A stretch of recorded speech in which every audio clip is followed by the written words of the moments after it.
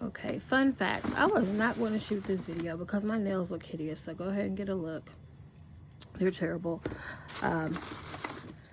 I used to wear acrylic nails, and then I started doing like different projects around the house and breaking nails and hurting myself, and so I had to take my nails off. I would love to have nails again, but I'm lifting totes and moving heavy stuff, and so pardon my nails during this video. Sorry.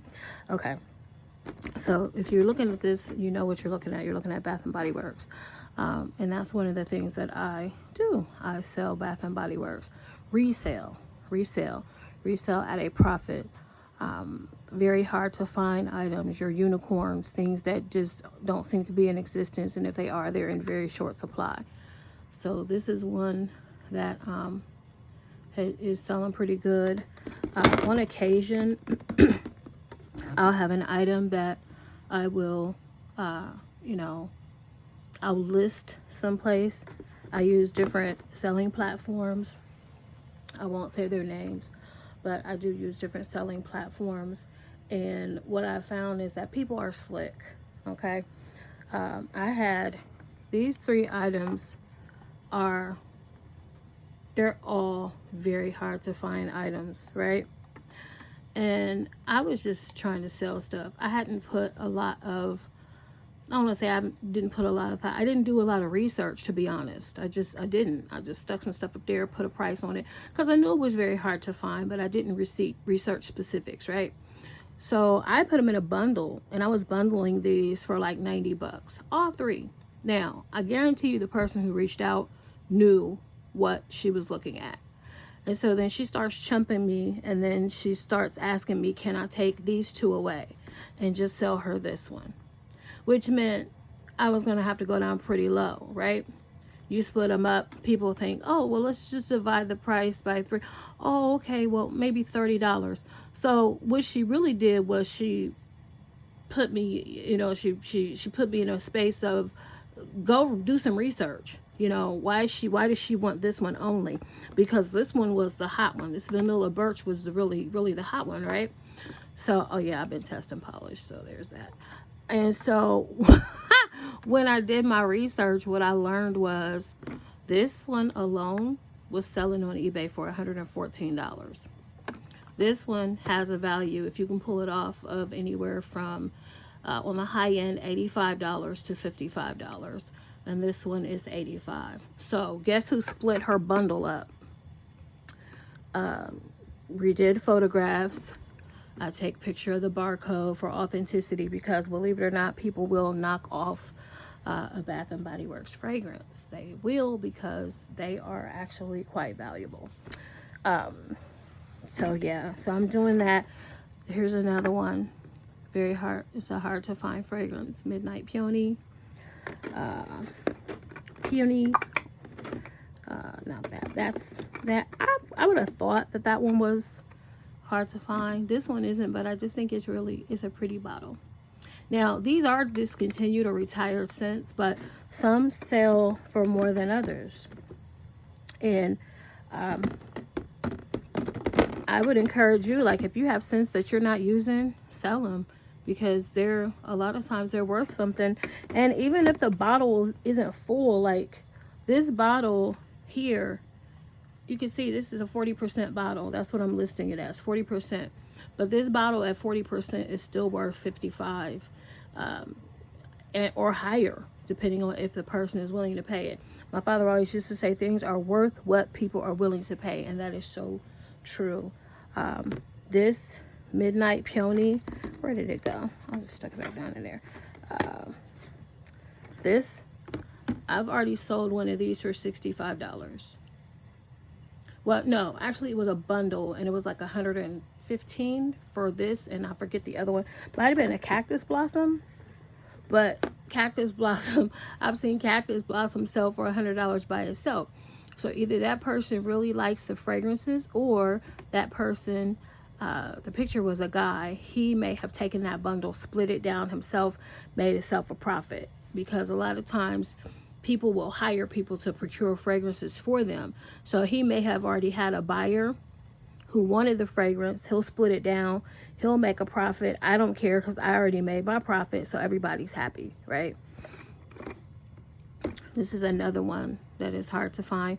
This is from their aromatherapy line when Bath and Body Works came out with that vanilla and patchouli. As you can see, this item is still sealed. It's never been opened. And so this body wash right now is going for $45, $50. You can always lower the price if you want to. If you're looking for a quick sale, you can do that. When I'm selling these, even though they're new and unused, I'll remove the caps. I'll wash the caps and clean, because on occasion you have leaks. You have things that happen. And so this particular item has like really been a thorn in my side, because sugar cranberry cider smells delicious, right? But what ends up happening, let me say what ends up happening. What has happened in this situation, and this has never happened before. So on occasion, a fragrance will spill inside of a cap, right? Now, this is I have 2 bottles of that sugared cranberry fragrance, right? So I took them and I put them inside of, I put them in my sink with some soapy water, and I let them sit overnight. Look at this, right? So I'm wiping. Now, if you look closely, you can see where I scraped it with my nail. So it is a substance in there, or maybe just a buildup. And I'm thinking I can get it out of there because of the scratch. Now, I don't know what happened here. Look, you can see like it's 2 different shades. I don't know, did you call that oxidation, or just like a film from the fragrance itself reacting to, I don't know. I've never seen anything like this. So what I have here is I put vinegar and then like a household cleaner. And so I'm going to test the theory of, what can I get this out of here? Because I don't want to sell it with, look, when people want a fragrance, they really don't care so much about the appearance of the cap, if it's functional. But look, it's not coming out. It's not coming off. I don't know what to do. Like, I guess I could scrape it. Let me see. No, even scraping that, okay. Scraping it does seem to help a little bit, but yeah, this is going to be a problem. So I think what I'm going to do is, so what I can do is just tell the story. Hey, this item was leaking. I corrected the leak. It doesn't leak anymore, but this happened to the cap. I could discount the product, or I could decide to not sell the product altogether. It just depends. So, not sure what I'm doing there. And it's I want to say it's this bottle, because you can see the residue around the bottle. But don't forget, even if you have like, people will buy an empty bottle. And the reason people shop for various reasons. People shop for nostalgia. People shop, I'm going to say mainly nostalgia, because our sense of smell is incredible, and you can smell something and be transported to another time in your life. You can be transported to a place. If I smell bergamot coriander by Bath and Body Works, I am transported back to Las Vegas, the summer that myself and some of my closest work friends, Daniel Jordan, Julie Alexander, Maria Chaudhry, Curtis, I can't remember Curtis's last name, Gavin Miner, like we all took a trip to Las Vegas, and it was just like the best time ever, and that was the fragrance that I wore. And so just if I smell it, I immediately smile. I'm smiling now. You can't see me, but I immediately smile. Its scent is transformative. it can bless you, you know. And so I've always, you know, I buy a lot of scents, I wear a lot of scents. I buy a lot of scents and don't wear the scents, and then I just end up like reselling them. Let me see if I can pull out. So, excuse me. Here we go again with this stupid thing. All right, my bad, y'all. My video cut off. Y'all gotta excuse my hair. It's early in the morning. I did put some lip gloss on though, because I was looking like Pookie from New Jack City. Not gonna be looking like I kissed a powdered donut. Anyway, what I was trying to say was, look through your fragrances. Look through your fragrances. That thing you have sitting on your dresser that you don't wear anymore, that thing that you only have a drop in the bottle, and it's just sitting, you would be surprised. There may be somebody out there who wants that one little drop that you have left. That pretty bottle that you just been sitting on your dresser, somebody might pay you a nice bit of money for that empty bottle. I have a bunch of Avon bottles from like the 70s that I need to price. First I need to go get them out of storage, but I need to price them because these things, they're in a box, you know, everything is in a box, and some of them still have the fragrance in them, and there's a market for all of these things. Again, nostalgia sells. There's always going to be a market for nostalgia, things that make people think of the past, things that put people in a happier space. A scent, a bottle, you would be surprised at what you have in your possession. I did this video before and had to delete it, and so I'm trying to think of what I forget. I don't want to forget what I was talking about. Vetiver. It is a fragrance that came out in 2003, Bath and Body Works.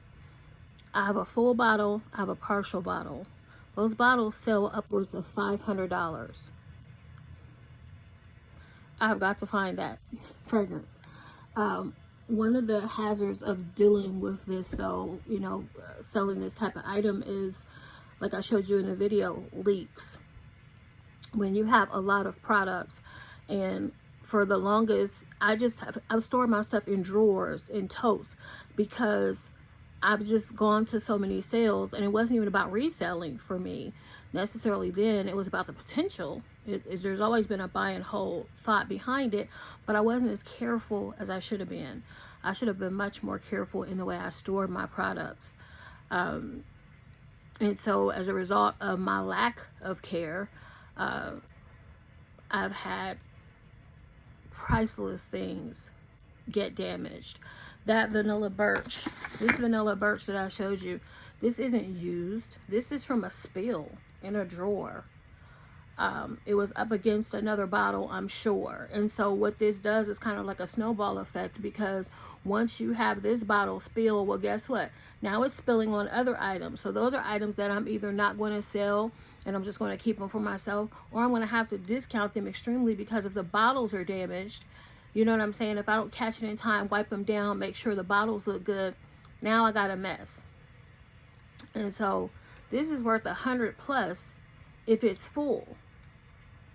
So I just literally had money just leak out into a drawer and then cost me more money by affecting the other products. So that's why I always tell people, look on your dresser, because you got something sitting on your dresser, it's in a good space, it's probably not, you know, at risk for leaking or anything like that. And so yeah, you got a lot of money sitting around, and so it is time consuming, and you do a lot of times you have to wait people out. You'll get a lot of likes on things, but then typically when people like things, they're just waiting for you to lower the price. If you can afford to not lower the price, just wait.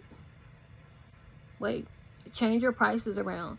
I know, like my friend Dan, he's just like, you have a lot of stuff, just discount it and get it over with already. But I have purchased an item for $50. I have listed it for $100 and it didn't sell. Now keep in mind, this particular item was a love seat. It was a power love seat. A man, his wife hated it. She said it was just too awkward in their home. I could tell he had money.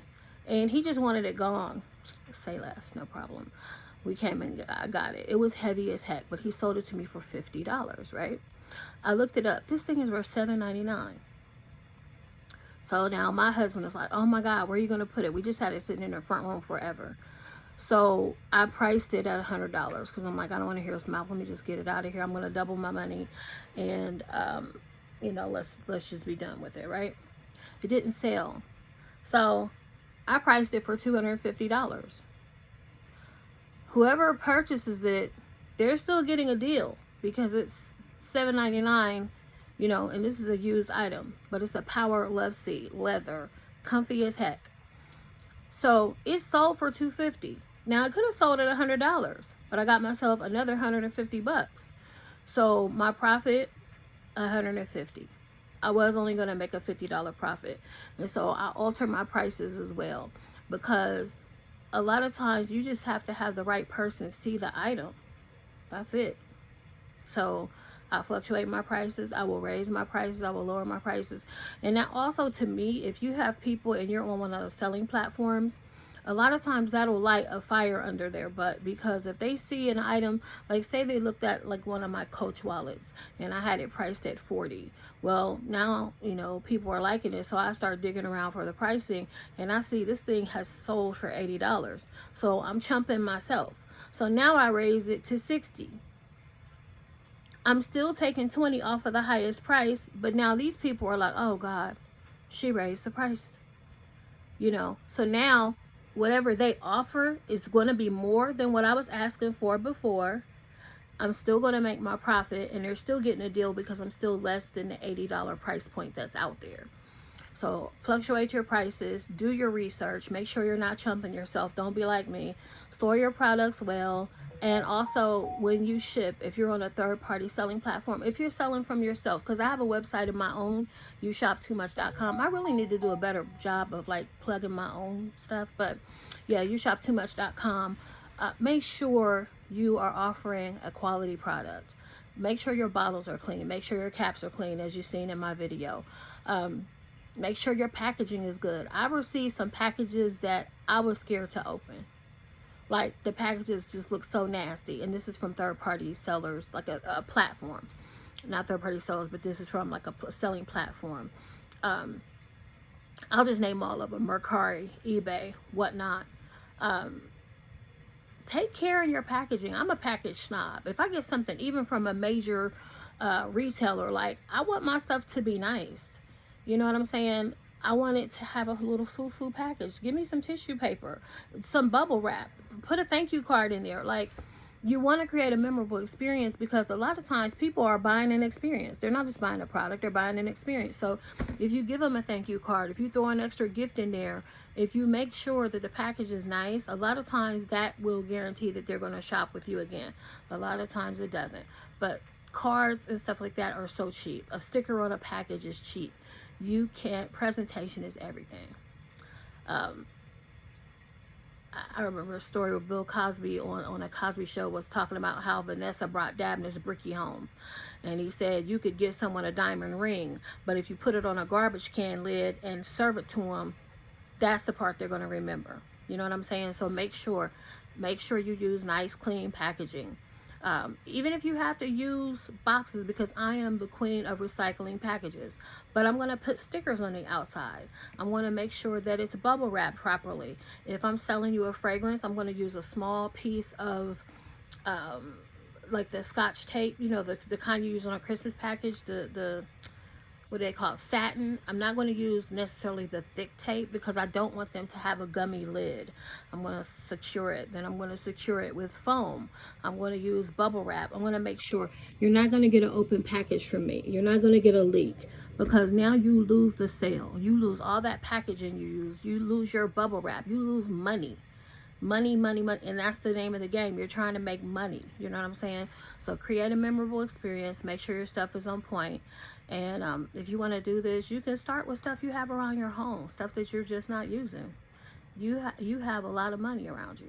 And whether they say one man's trash is another man's treasure, that is the truth. The thing that you're tired of looking at, that you're ready to throw away, or that you got stuffed in the corner, there's somebody out there that's looking for it.